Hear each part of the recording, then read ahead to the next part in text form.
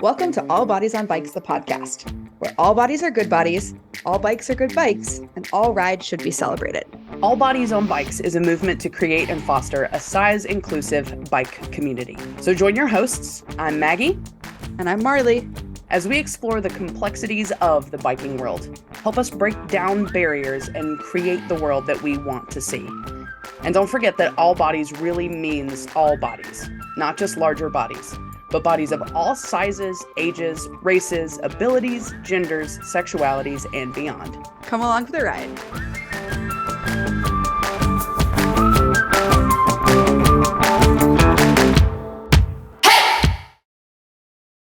Hey there, Maggie. Oh my gosh. Hey, Marley. How's it going? I'm okay. I'm very, very cold. How are you? I'm warm at the moment. Well, that's good. Yes. I've realized that, well, I guess we should intro the podcast, but we'll get there. It'll be fine. I realized, so this is my second winter in Arkansas, and I hate it. I hate winter. Okay. Sure. Realizing that my 20 years in Seattle prepared me very well for a mild climate. Mm-hmm. And Northwest Arkansas is not a mild climate in any sense of the word. Yeah. So I don't know what that means besides that I'm just perpetually cold. Yep. I'm not a fan. Yep. I like cold weather.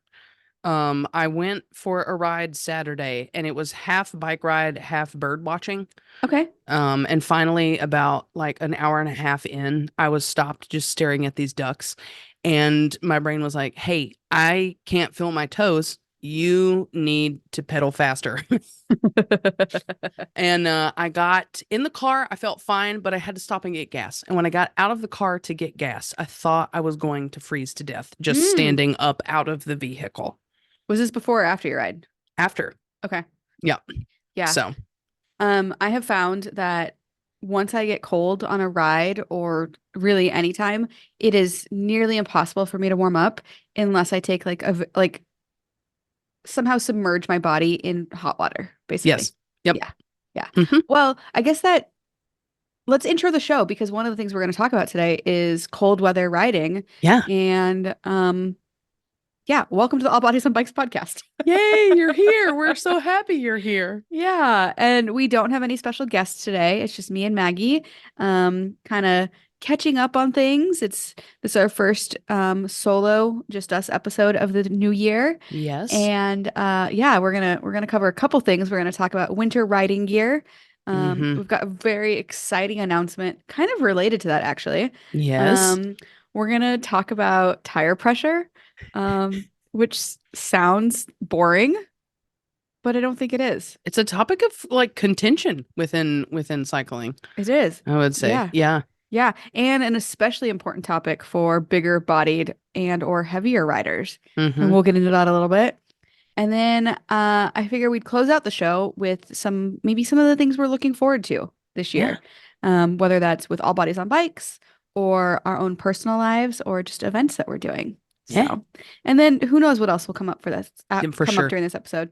Yep. Well, I guess first up, let's go back to the winter riding gear. Yeah. So I have some questions for you. Okay. So your ride on Saturday, what was the weather like?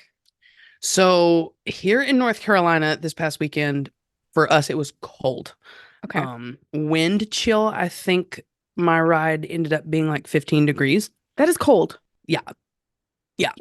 And then as soon as I finished the ride, luckily the wind picked up and the temperature dropped. That same gas station stop I was talking about, in the time it took me to pump gas, the temperature dropped by 3 degrees. Oh my gosh. Like we bottomed out.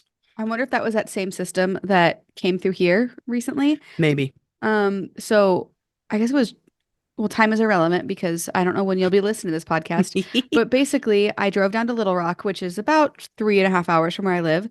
And I gave a talk and it was awesome. And Friday, that was Thursday night, and it was like 60 degrees, which is unseasonably warm. Yeah.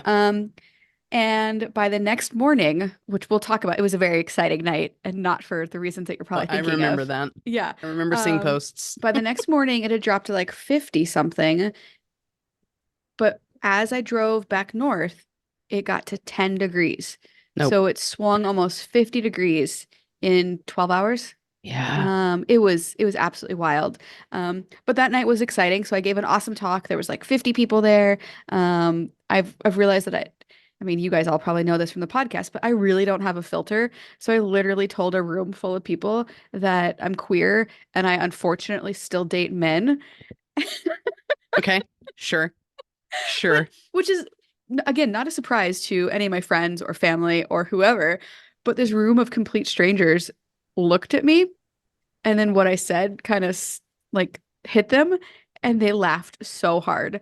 Um but I was like, why am I telling you all this right now? Like this is not relevant to bikes at all. Well, it was because we were talking about building community and, queer bike community and that sort of thing. Yeah. But anyway, I've learned that I don't have a filter. Not the point of this. Get back to the hotel and go to bed. And then I get woken up by the most awful noise. Like the Amber Alert noise that happens, Yeah. Yeah. that even when your phone's on silent, which my phone is on Mm-hmm. silent 100% of the time, will raise you from the dead. Yep. That alarm went off or that noise went off, and I looked at my phone and it said, "Take shelter now, tornado warning." I was like, Sure. what the heck? So in my sleep stupor, I put my clothes back on and I put my shoes on and I got in the bathtub. Yep. I took my phone and I'm sitting in the bathtub watching the news and 5 minutes or so goes by and I realize I have no idea where in Little Rock I'm at. And so the newscasters, going neighborhood by neighborhood of like, if you're here, you need to take shelter. If you're here, it's coming your way. And I was like, I don't know where I'm at. Like this could be down the street from me or it could be 10 miles away. I have no idea. And Yeah. so I went down to the lobby and I was like, well, if I'm going to die in a tornado in a hotel, I'm not dying alone. There you go. Um, 100%. and so thankfully, long story short, there was no tornado, but it was really scary and I was not alone, which was Yeah. awesome. Yeah.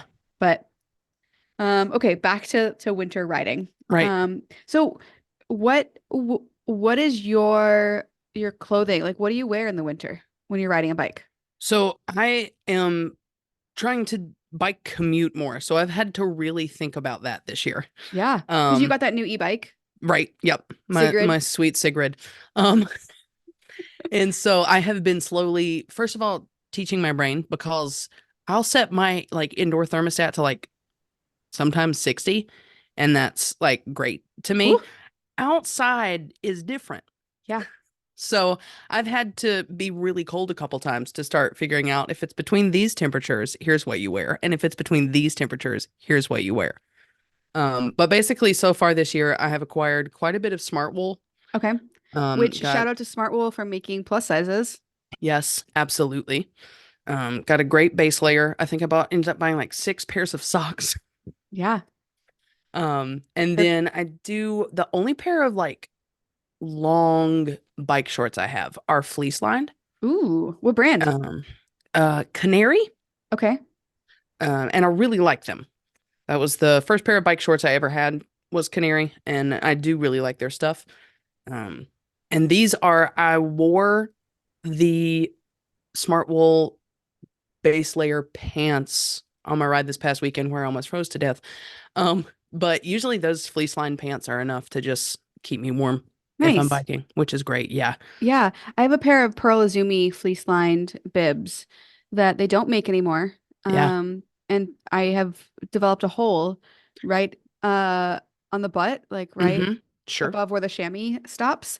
And so I have re-sewn those a couple times now. Yeah. Because I am not getting rid of those pants. They are the only pair of winter cycling pants that I have that fit. Mm-hmm. Which is quite a shame. But actually, I got something exciting to tell you Yeah. before we come back.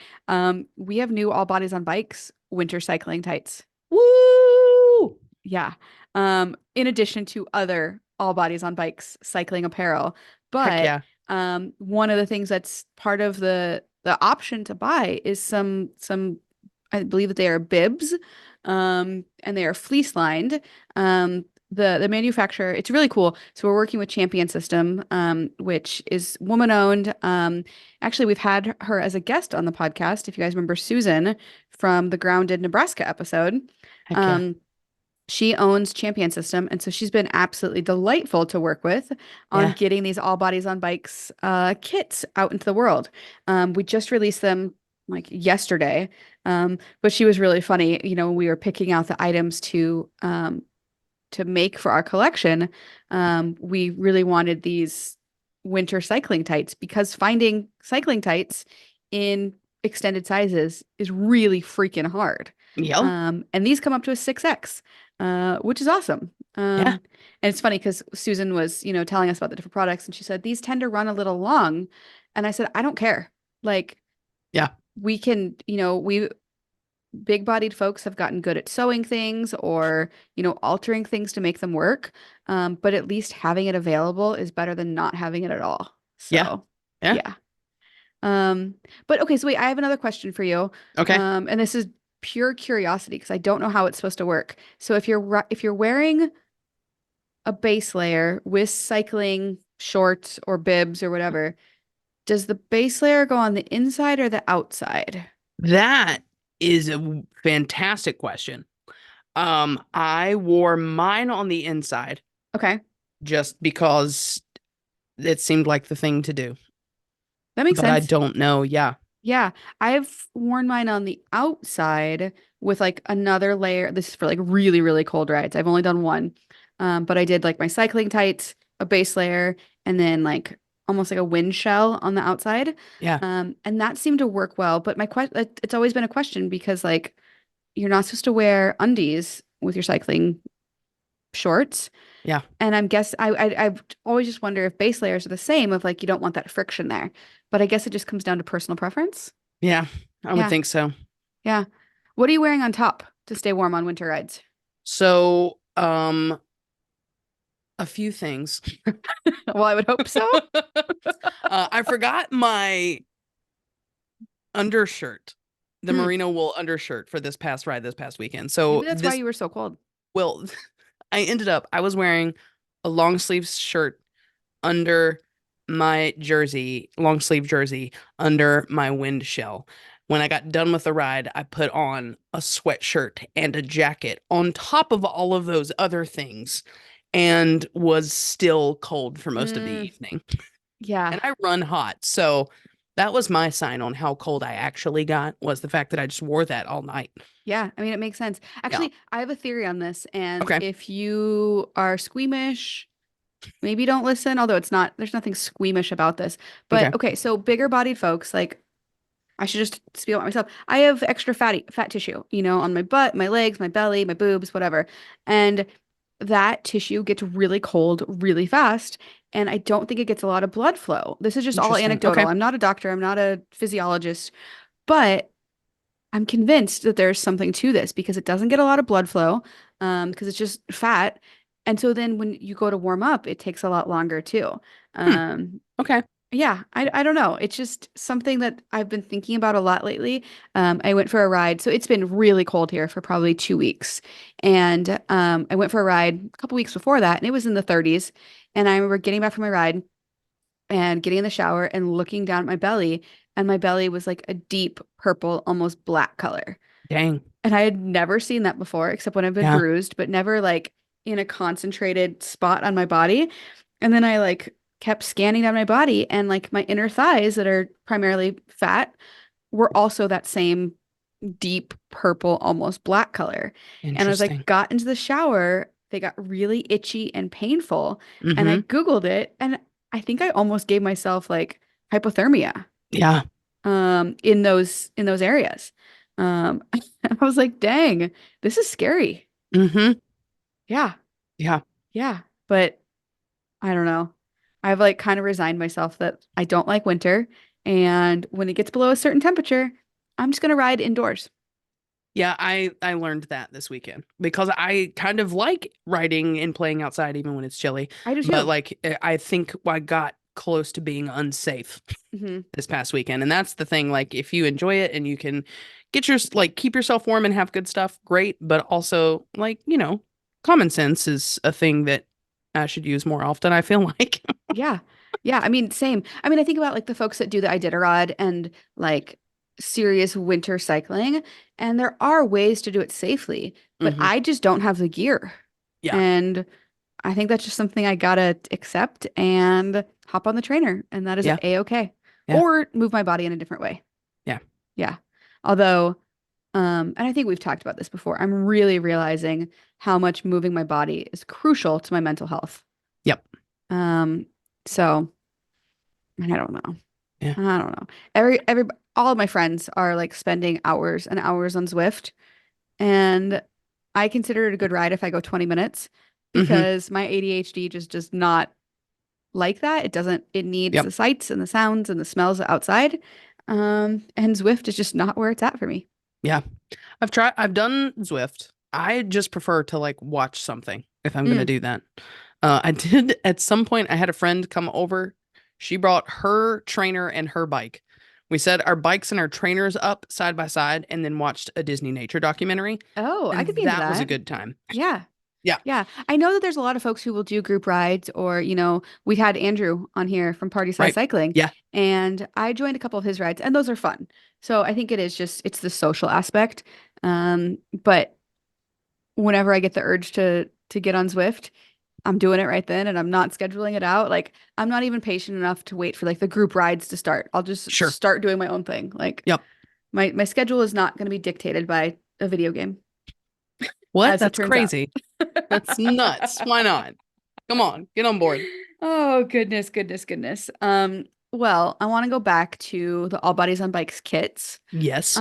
Do you remember the first time you wore a cycling kit and what that experience was like? I'm thinking. I remember I like the day I got a bike, I went and bought bike shorts Okay. because I nerd out on things that I'm getting into. And so I'd been watching Global Cycling Network for like a You like solid, really nerded out. yeah, I'd been watching for like a solid couple months before I even bought a bike. Um, and I was like, I don't need anything but a bike and I think a pair of these shorts. Um,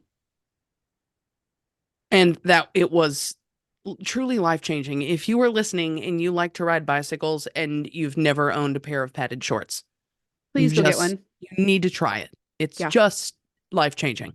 Yeah.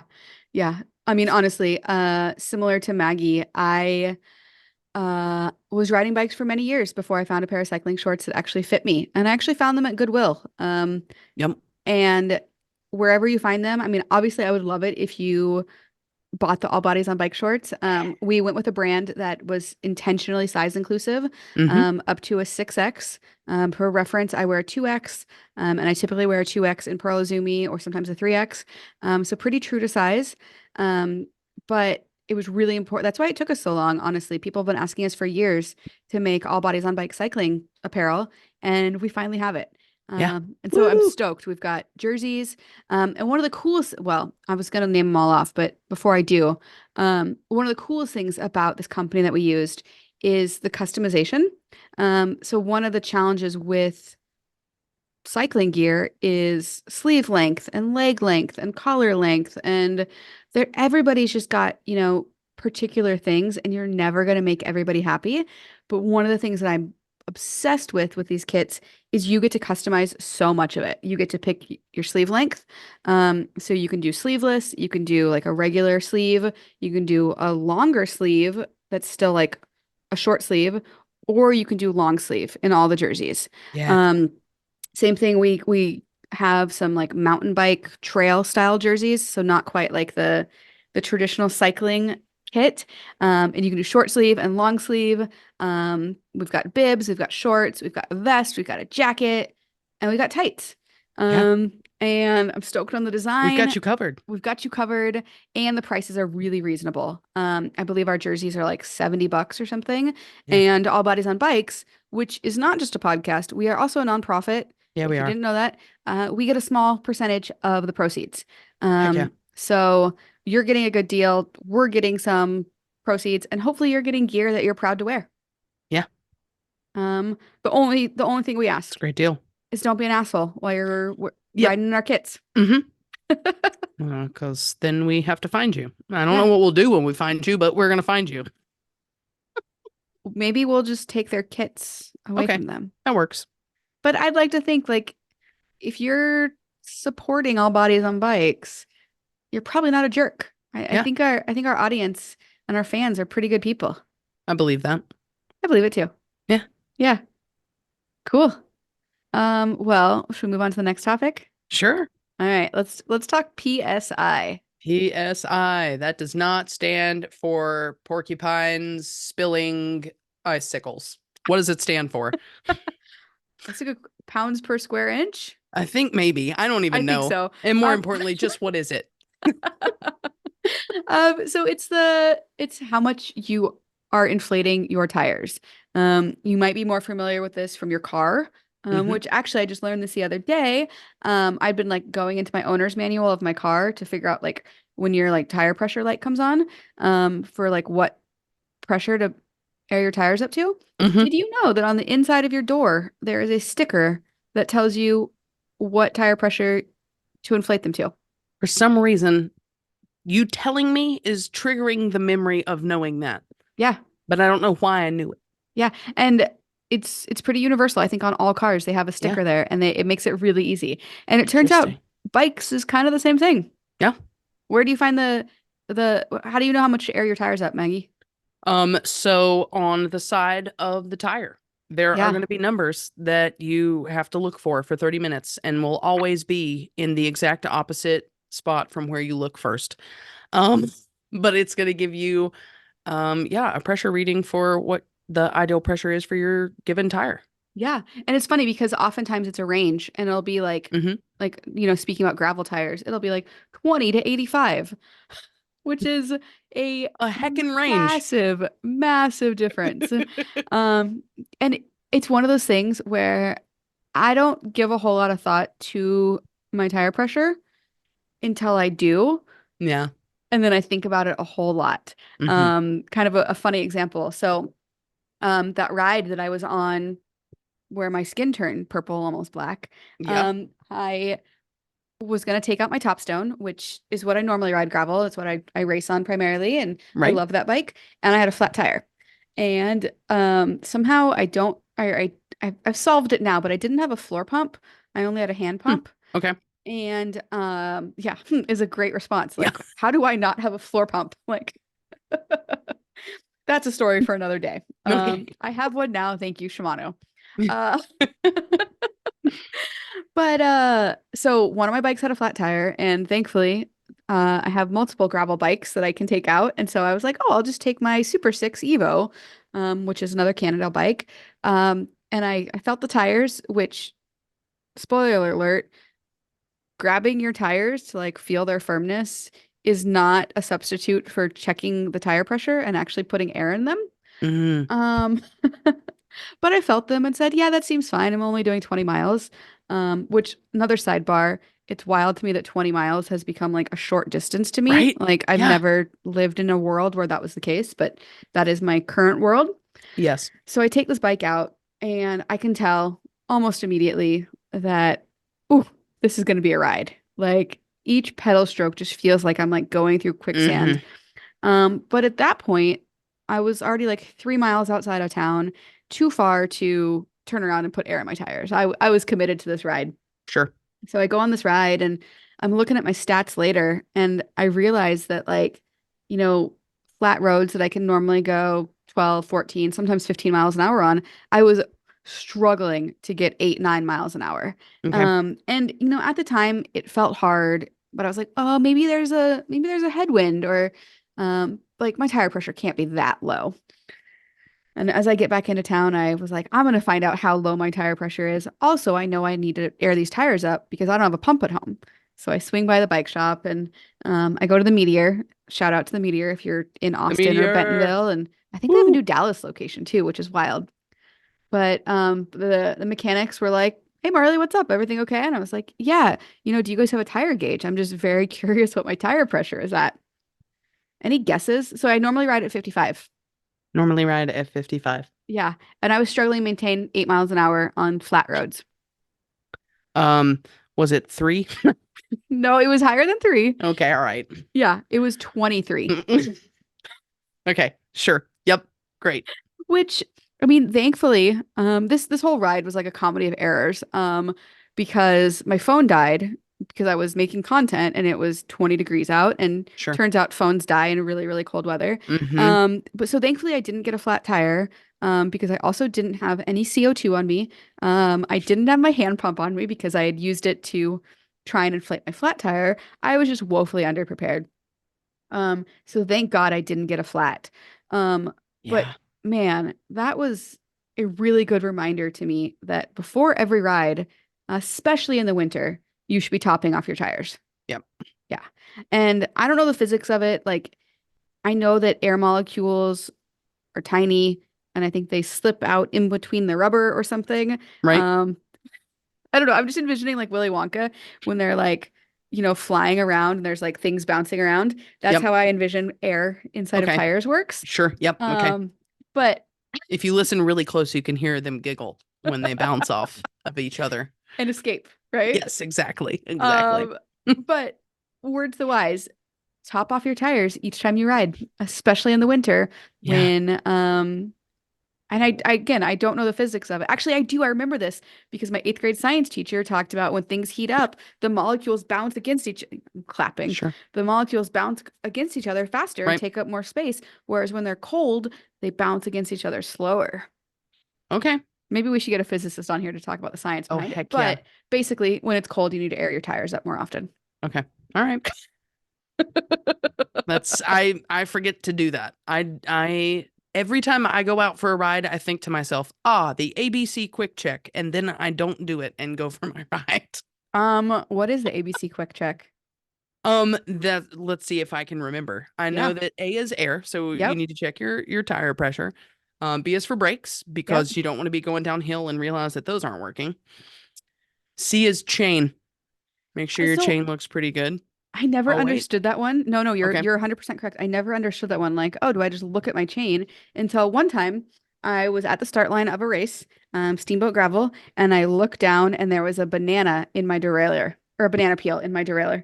And I was like, oh, this is why we check these things. This I is why don't we know look at our how chain. the banana got there. Like, I That's don't eat amazing. bananas. I'm allergic to bananas. I don't eat them. Like, That's incredible. Okay. so I'm guessing somebody else was eating one and like they dropped it or Yeah. something. But that's why I check my chain now.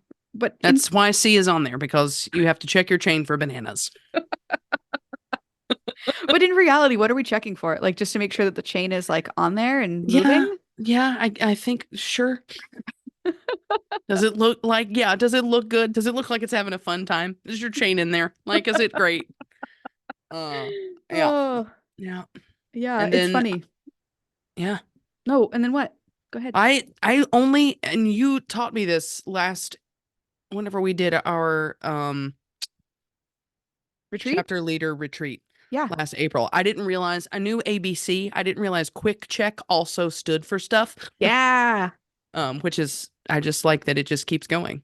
So the quick is for your quick releases. Hmm. Make sure that those are all tightened because you don't want things to quickly release while you're bombing down a hill.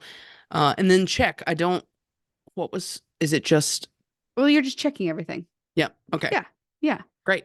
Love Yeah. it. So simple as that. Yeah. Yeah. Thanks for that lesson. Yes, anytime. I would love to hear if other people have found mysterious things in their chains or their derailleurs. Yeah. Yeah. I mean, I've definitely had tumbleweeds.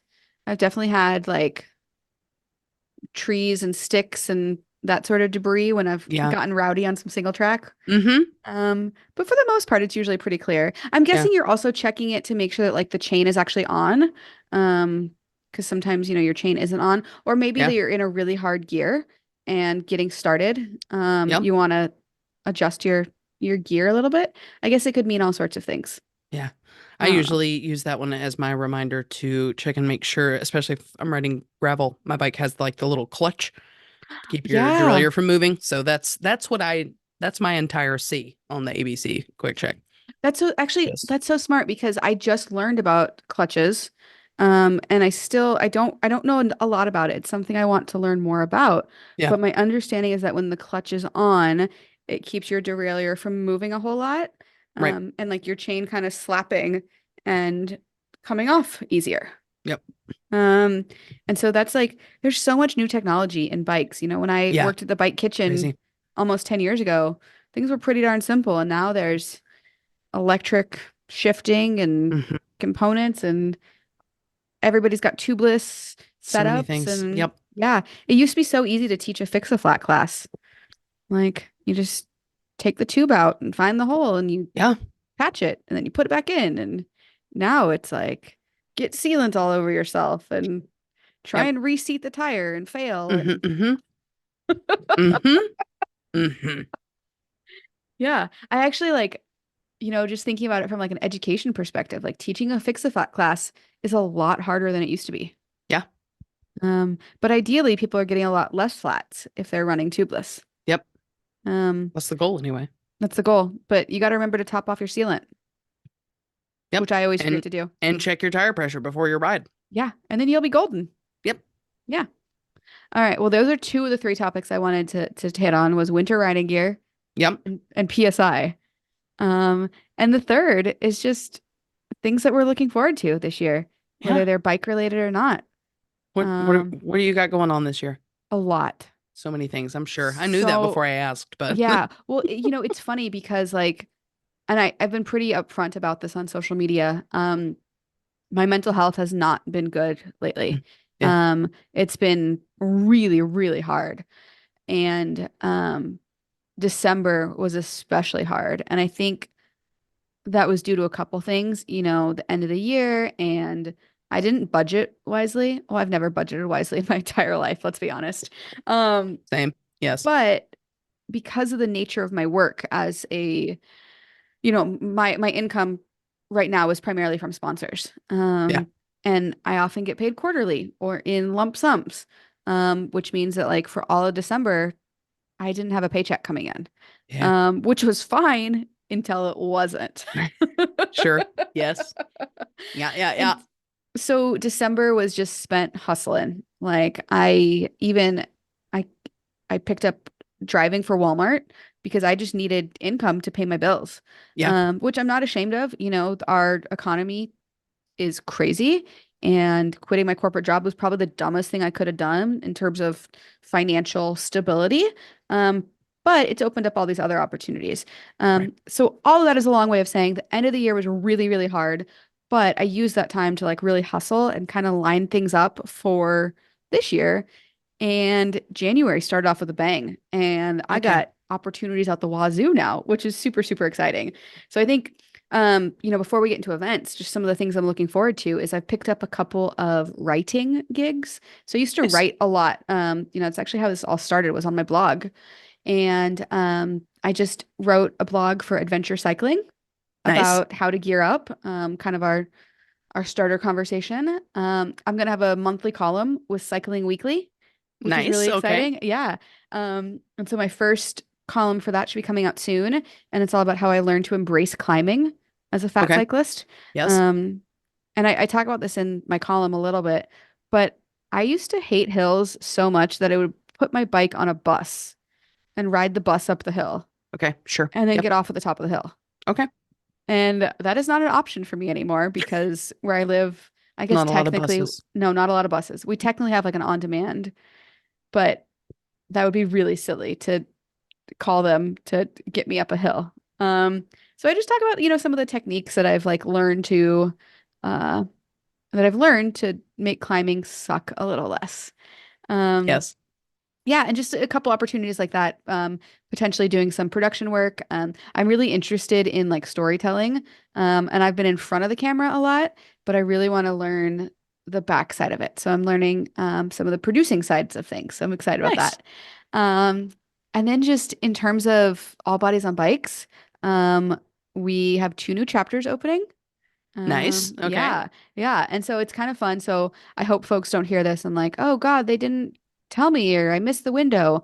Um, there was not a window to apply for new chapters. You did not No miss windows. anything.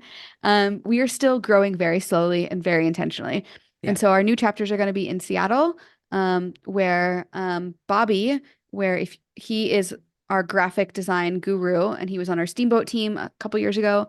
Um, Bobby is starting a chapter in Seattle, which is awesome and super Awesome. exciting. Yes. And then our Washington, D.C. chapter leader just moved to Richmond, Virginia. Oh, So okay. she is kind of taking the chapter with her. The DC chapter will still do events and still exist, but she's also going to do some stuff. Molly will be starting a chapter in Richmond. Awesome. So folks who are already kind of in the know, in the fold, indoctrinated into all things, all bodies on bikes. So I'm really excited for that. Obviously, we've got the kits that just got released. We'll have a link to those in the show notes. Heck yeah. And then really exciting, and I don't have a lot of details on it yet, but we are starting a membership program with All Bodies on Bikes. Nice. Okay. Yeah. So we kind of realized that like it's been a little bit of a one-way street with All Bodies on Bikes. The only ways to get involved right now are to go to a chapter ride if you're lucky enough to live in a place where we have a chapter. Sure. Um, to go to like a special event ride, so shakeout ride at Unbound or Mid South. If you're lucky enough to be on the Steamboat Gravel team, but that's been 42 people over 3 years, so not a Right. huge cohort there. Yep. But otherwise, it's kind of a one-way street, either on social media or this podcast. And we realized one of our strategic goals is to grow an inclusive cycling community. And we think starting a membership program will really help to do that. So more details coming soon, but it'll also be a way for us to kind of generate some revenue while we still go through the grant process. Yeah. So I'm actually really, really excited about that because I think it'll help us just continue to grow and expand on the work we're already doing. Yeah. Um, and then events. Do you have any events lined up so far this year? So I am staying pretty local this year because I'm I'm going full crazy this September. What does that Like mean? full Is that when your full cycle crazy. challenge happens? Yeah. Okay. Yeah. So this September will be 5 years since I started the doing the Great Cycle Challenge. It's 5 years since my friend's little girl passed away. Yep. Um, If you and haven't I've heard that kind of story, had, Maggie talked about it in our very yeah, first episode. So you should go back and listen yeah. to that episode. Um, so I've been kind of casually thinking that I wanted to do something nuts, and then realized towards the end of last year that I know exactly what I want to do. It is exceptionally important to me that I do it and that I do it this year. And that I'm going to try this new thing where I pursue something that's really important to me. Ooh. Are you So, are you willing to give any more details or are you keeping it close yeah. to your heart? Okay. So I'm a little superstitious about sharing goals, but also I can't get support for it if I don't share goals. Yeah. So here we And I go. found that when you speak it into the world, it happens. Yeah. So All right, my let's hear it. Let's hear it. plan Ooh, ooh, ooh. this September is to leave on September 1st from the Canadian border in Maine, and on September 30th arrive at the North Carolina South Carolina border and bike the East Coast Greenway. Wow. So, Wow. How far is that? it's going to come out to just over 1,800 miles. Okay. That's totally doable. It absolutely is 100%. So in th Um, 30 days has September, April, yep. June, and November. hmm In 30 days, what does that mileage break up into? So if I do, I think it's 60 miles a day, I Okay. can do it no problem. Okay. Planning to do shorter days on Saturdays and at least one century in there. Okay. Uh, Yeah. so Well, I'm going to say this right now, and I will continue to remind you, but even if it takes you until October or November, hopefully it won't take you that long because let's right. be honest, who has that many vacation days? Like Yes, exactly. taking rest days is going to be important, Yep. especially as your body gets acclimated to long distance cycling. Yeah. And don't beat yourself up if it takes you a couple extra days, Yeah. because it's really the overall feat as opposed to, oh, it Yep. took me September plus 5 days. Yep. So, oh, I'm really Exactly. excited and proud Yeah. of you. I'm pretty Um, stoked. which bike will you be on? I'll be on my gravel bike, GG. Okay, cool. Yeah. And I imagine bike packing or bike camping or combination of staying in hotels along the way or I warm showers probably all the way. okay. Just learned about warm showers in like the last year, and started looking into it. And like one of my biggest concerns was trying to like resupply along the way. Yeah. And there are so many people in warm showers that are like, yeah, you can send stuff to my house and I'll just save it till you get here. And Oh, that's perfect. that's amazing. Yeah. So That's yeah, also really fun. Just, all the planning and the preparation and like I'm yep. really excited for you. I'm super stoked. Yeah. Do you have a fundraising goal along with that? So I am still trying to figure that out. There will definitely be a fundraising goal. Okay. Um, where the focus right now is getting everything together Yeah. to do the thing. And then, yeah, fundraising goal. And I'm also hoping to find some ways to like raise awareness Yeah. along Well, the you way. have a Like, podcast, which makes it a little bit easier. hey, there you go. Yeah. Well, folks, you heard it here first. Yeah. And you can always reach out to us at podcast@allbodiesonbikes.com. Maybe if you live along that route or want to offer support to Maggie, Yeah, I think you'd appreciate it probably. absolutely. Okay. I know some people I was going to invite to ride anyway. So if you live along that route and want to come ride for a day or so or something, Awesome. I am let us so, know. so, so stoked for you. Yeah, it's going Yeah. to be great. Cool. Um, it's funny. This is not an event for this year, but my 40th birthday will be coming up in a little over 2 years. Yeah. And I really want to do something epic for that. And I keep coming back to the Great Divide. It's been on my list forever. Yep. And again, it's one of those things where if I speak it into the world, it kind of has to happen now. But I also want to be realistic of that would be incredibly challenging. And I have some like, chronic health conditions that might make that a not feasible thing. So I'm not going to hold myself to it, but Right. it's a possibility. Yep. Yeah. But Yep. this year, typically January is like a slow event season for me. Sure. But already have two talks to give this month. Yeah. I gave one to the Central Arkansas Bicycle Advocacy. So that was my talk in Little Rock. And then Awesome. I'm giving one on Wednesday, to the Maine Bicycle Coalition. So really excited about that. And then in February is my month to like try new things. Okay. So I'm going up to Springfield, Missouri. I got Okay. invited. They have a women's only duathlon, Yes. um, Okay. which is like a triathlon minus the swim. So it's Mm-hmm. run and bike. And I'm joining a team. So somebody else will be running and I will be Smart. biking. Yes. But I still consider it something new because I've never 100%. done anything like that before. Yeah. And then the weekend after that, I'm going to Cleveland for the Rays Women's Weekend. So there is an indoor bike park called Rays. It's like a Okay. BMX bike park, Heck yeah. and they know that I do not know how to mountain bike or not mountain bike, that I do not know how to BMX, and they said we Sure. want you there anyway. Um, All right. they're gonna hopefully learn to BMX.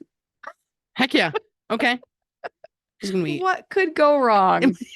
Lots of things, as it it'll be turns out. great. Yeah, yeah. Just remember your Um, helmet. Exactly. And then oh God, yes, remember my helmet. And then it just kind of gets into gravel season from there. So I'll Yeah. be doing the Century at Unbound. Nope, nope, nope, nope. Reverse, reverse, reverse. I will be doing the Century at Mid-South gravel again. Okay. Nice. Um, really exciting. All Bodies on Bikes is hosting the DFL party. Yes. So if you remember my conversation last year, right after Mid-South, we did an interview with Bobby Wintle, who's the event director for Mid-South. I kind of tossed that idea out to him during that conversation, I believe, and it has since come to fruition. There we go. So we've got a group of nearly 40 All Bodies on Bikes friends, family, chapter leaders, alumni, whatever, who are going to be there. And so we're throwing a big party and we're going to celebrate the last person across the finish line. Heck And yeah. I hope it's not me this year because that would just be awkward. Like twice in a row. We don't need that to happen. Hey, just start a collection of cow skulls. Um, did you get to keep that last year? Oh, yeah. It sits in front of my house. Yeah. Incredible. Okay, It's great. really cool. Yeah. Yep. And then, we get into Unbound and just all the different things. Although I did figure out I am going to do another month-long road trip this summer. Okay. So really stoked about that. It'll kind of be the same Yeah. place as last year, starting in Montana for the last best ride, and then eventually making my way to Steamboat for Steamboat Gravel. So Heck yeah. yeah. Yeah. Well, this has been a fun episode, Maggie. It has been. Yeah. Catching up on all the things. On all the things. I feel like we need to ask each other a parting question, Okay. but I got nothing. Okay. That makes both of us. Um, let's see. If you could, with no danger to your person, run into any animal on a bike ride, what would you want to run into? Like physically run into one? No, like you're on your ride, you see it, and you get to observe it and just kind of exist in the same space as it for a little bit. Oh, a hippo. Okay. I All think right. hippos are so cool. Like I could Yep. watch them at the zoo all day long, but they're like horrifically dangerous. They're so mean. They're so mean and so deadly. Yeah. Um, but they're just really strong and majestic. And I love their little like folds of skin. Mm-hmm. Yeah, that's a Love really the good twitching question. ears for the hippos. Yeah. And actually I for love how their big little they are, twitching ears. their ears are so tiny, So small. Yep. so small. I'm sure there's like an evolutionary thing to that of like they don't really need their hearing because they can just eat whatever they want to. Yes, honestly. Okay, my question for you, Maggie, is how many beverages are in front of you and which one is your favorite? So in front of me currently, I only have two. In my backpack, there are five other beverages. Wow. Yes. Currently I'm just What are you drinking. drinking? I got water. I got a latte in a can. I've got some Coca-Cola. I've got some apple juice, and then I have an apricot LaCroix. Ooh. Ooh, that's a flavor I Yeah, don't see much. yeah. It's rare, but I really like it. I do It's very too. good. Yeah. I'm a coconut LaCroix stan. People think I'm I weird, but haven't had coconut. it's good. Okay.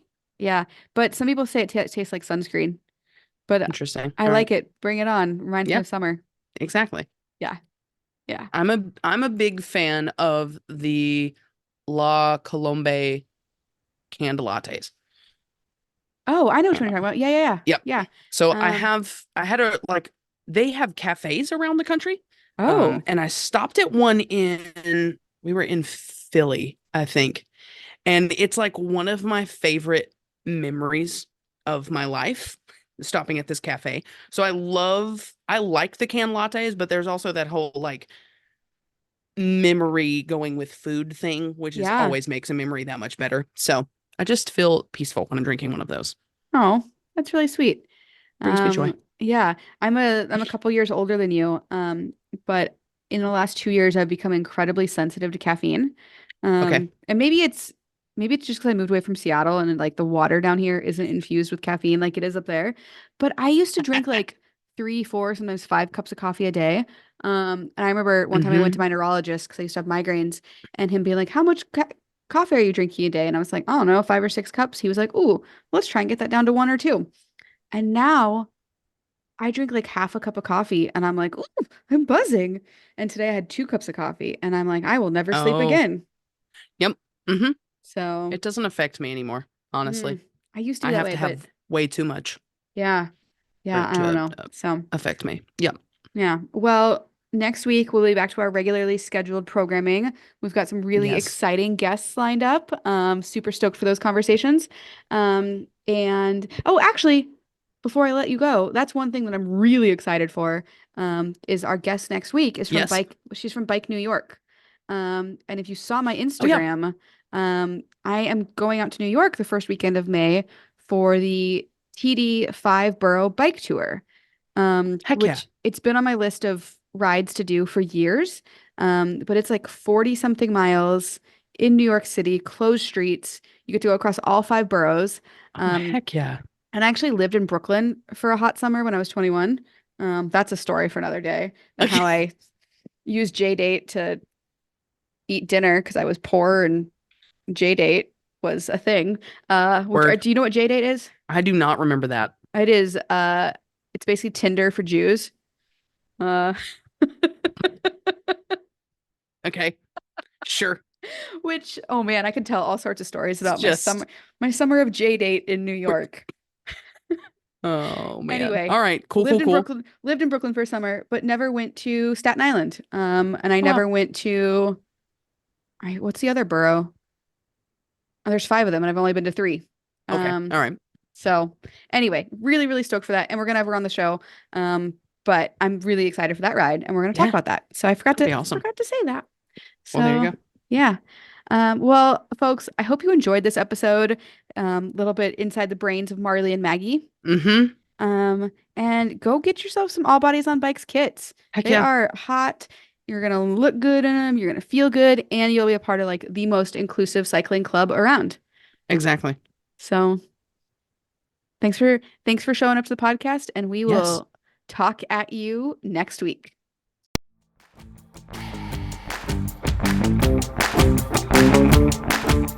This is an All Bodies on Bikes podcast powered by Feisty Media. The show is produced by Maggie and Marley and edited by the team at Feisty Media. Thanks for listening.